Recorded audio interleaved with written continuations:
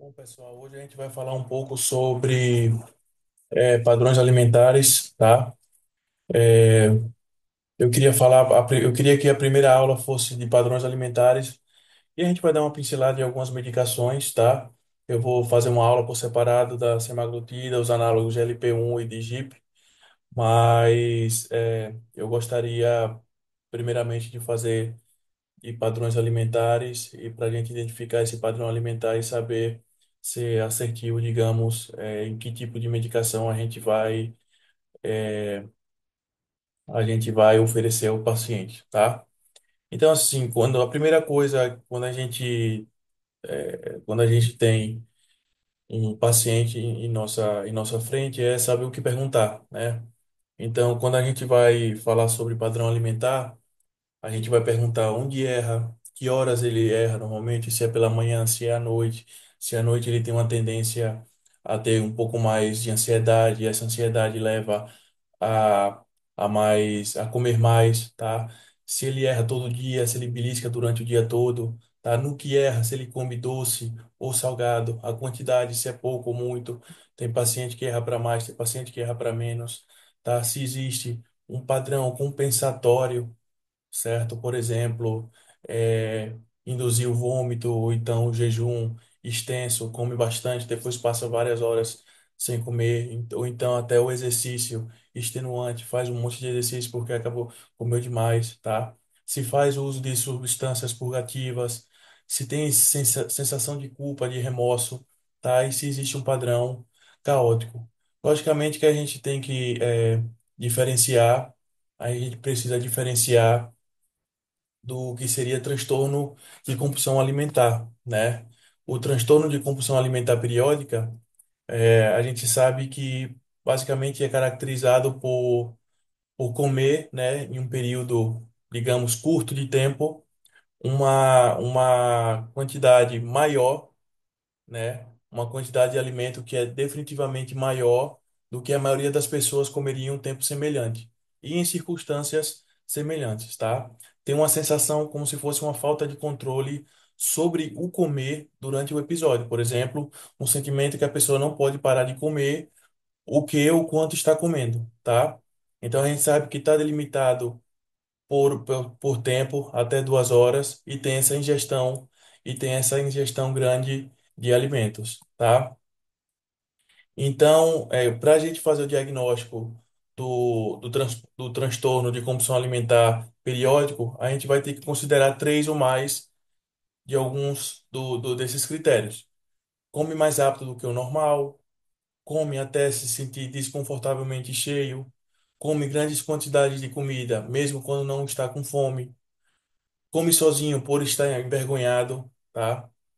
Se sente enojado consigo mesmo, deprimido, então muito culpado depois dessa sensação de culpa e a sensação de angústia acentuada em relação à compulsão alimentar está presente, tá? Então esses são os critérios para a gente fazer o diagnóstico. Existe outra questão que a gente fala que seria a síndrome de comer noturno, tá? Essa síndrome de comer noturno não é um transtorno, digamos, propriamente dito, tá? É uma hiperfagia de ocorrência predominantemente noturna. Por exemplo, o paciente come muito mais à noite, ou come 70% da sua ingestão calórica à noite, passa o dia todo, tem anorexia matinal, o paciente tem despertar durante a madrugada, em geral, geralmente 2, 3 horas após o início do sono, e esse subsequente episódio de ingestão alimentar. Tem sintomas e síndromes ansiosos e depressivos. Esses sintomas costumam estar presentes. Não existe mecanismos compensatórios, não tem episódios de compulsão alimentar, tá? Basicamente, então, existem esses. A gente vai falar agora sobre as medicações, né? Os medicamentos para a perda de peso, existem medicamentos de ação central que reduzem o consumo alimentar, existem medicamentos que agem de forma periférica para prejudicar a absorção de nutrientes na dieta, existem medicamentos que agem na comunicação eixo intestino-cérebro, e existem medicamentos off-label que atinge, digamos, padrões alimentares. como por exemplo a fome hedônica, por exemplo, é, o padrão alimentar de. Perdão, tive que pausar a aula aqui. Falando um pouco sobre os padrões alimentares, tem aquele padrão de fome hedônica, tem aquele padrão beliscador, tem aquele padrão de síndrome de comer noturno, síndrome de comer prandial. Então, existem vários tipos de padrões alimentares, tá? A primeira droga que a gente vai falar é o Orlistat, é uma medicação que age de forma periférica, justamente para prejudicar a absorção de nutrientes na dieta. Quais nutrientes? A gordura, logicamente, tá?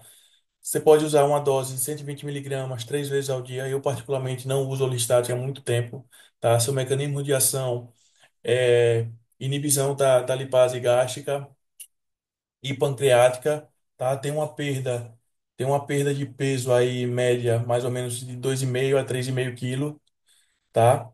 Efeitos colaterais, incontinência fecal, esteatorreia, urgência fecal, redução da absorção de vitaminas lipossolúveis, tá? Depois tem a sibutramina, tá? Que é uma medicação de ação central que reduz o consumo alimentar, faz inibição da 5-HT, né? Da dopamina e da noradrenalina a nível hipotalâmico. Tem uma perda de peso aí mais ou menos de 4 quilos durante 12 meses, tá? É, houve um estudo, tá? Sobre os outcomes, né? As repercussões a nível cardiovascular e o estudo SCOUT investigou a segurança a longo prazo da sibutramina em pacientes com doença cardiovascular, tá? Vale a pena dar uma olhada nesse estudo para ver se realmente a sibutramina vale a pena ou não em pacientes com doença cardiovascular. Eu adianto para vocês que eu, particularmente, em pacientes cardíacos, eu não passaria, tá? O tratamento tem uma lei, digamos, de parar não uma lei, mas uma regrinha é, em relação à sibutramina é que o tratamento deve ser descontinuado em pacientes que praticamente não responderam na perda de peso após 4 semanas com a dose diária de 15 miligramas, tá? Então, normalmente, esses pacientes a gente não, a gente para com a medicação e vê outro tipo de medicação, tá? Continuando com as medicações de ação central que reduz o consumo alimentar, tem a lorcacerina, né? Que é um agonista 5-HT, tá? Ela vai suprimir o apetite, induzir a saciedade, tá? Se usa 10 miligramas 2 vezes ao dia ou então 20 miligramas uma vez ao dia. Seu mecanismo de ação, basicamente, ele é um agonista do receptor 5-HT2C e digamos, estimula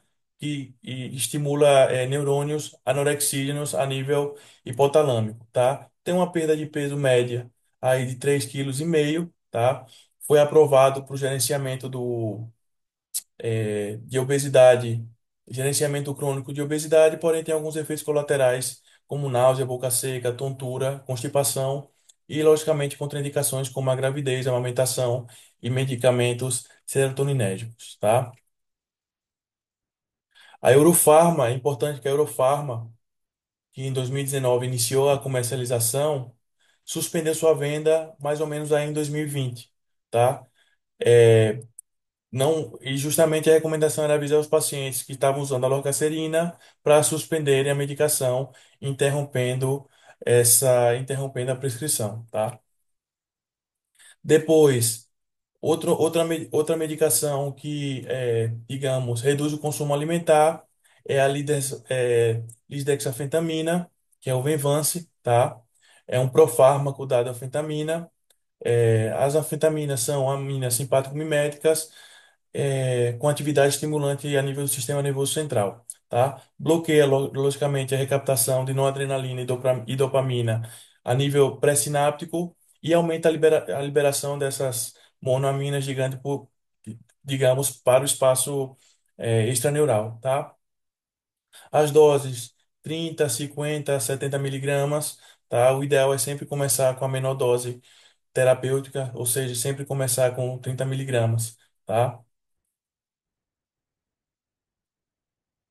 Depois, falando agora sobre algumas drogas off-label, tem a fentermina, tá? Que o nome comercial é Lumaira. Era a droga mais prescrita nos Estados Unidos de anti-obesidade, tá? Foi uma das primeiras drogas a serem usadas no tratamento da obesidade, perfeito? Está no mercado americano há cerca de 60 anos, tá? Atua a nível de receptores hipotalâmicos, liberando noradrenalina, dopamina e serotonina. Aumenta a atividade do sistema nervoso central, gasto energético, gasto energético de repouso, diminui o apetite e a ingestão de alimentos. Tem uma perda média aí, mais ou menos, de 6 a 8 quilos em mais ou menos 20 semanas, tá? Existem alguns efeitos adversos, como boca seca, insônia, frequência cardíaca elevada e aumento da pressão arterial, tá? É, Depois, existem outros medicamentos que causam perda de peso, são outros medicamentos que são neutros, como o haloperidol, e outros medicamentos que promovem ganho de peso, como a olanzapina, por exemplo, e alguns antidepressivos tricíclicos, tá? O topiramato é um anticonvulsivante bastante conhecido e também serve como profilaxia de enxaqueca. Eu particularmente não passo topiramato porque deixa a pessoa muito letárgica, tá? O topiramato ele faz a supressão do apetite, da saciedade, aumenta a saciedade e diminui, e faz a supressão e faz a diminuição de excessos, ou seja, dos binges, né? O mecanismo de ação proposto seria o antagonismo de canais dependentes de voltagem de excitação, tanto de sódio quanto de cálcio. Ele literalmente altera o sabor dos alimentos, tá? Por isso que tem um efeito colateral tão comum, que é a parestesia, tá? É, Justamente a alteração, digamos, do sabor dos alimentos é por conta da inibição de isoenzimas que afetam a anidrase carbônica, tá? Tem uma perda de peso aí mais ou menos de 7 quilos em 24 semanas e efeitos adversos como distúrbios neuropsiquiátricos e cognitivos, parestesia, tá? Acidose metabólica e disfunção da visão, tá? Depois algumas combinações que a gente pode usar é naltrexona com bupropiona, tá? E a fentermina com dopiramato, perfeito?